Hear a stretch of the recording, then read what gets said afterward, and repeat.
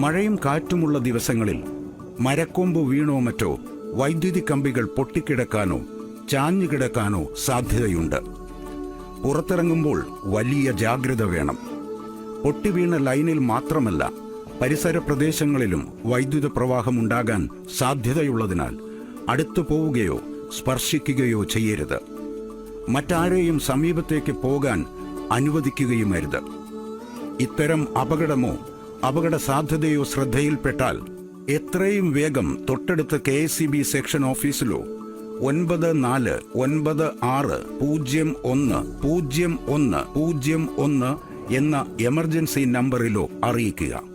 ഓർക്കുക, ഇത് അപകടങ്ങൾ അറിയിക്കാൻ മാത്രമുള്ള എമർജൻസി നമ്പറാണ്.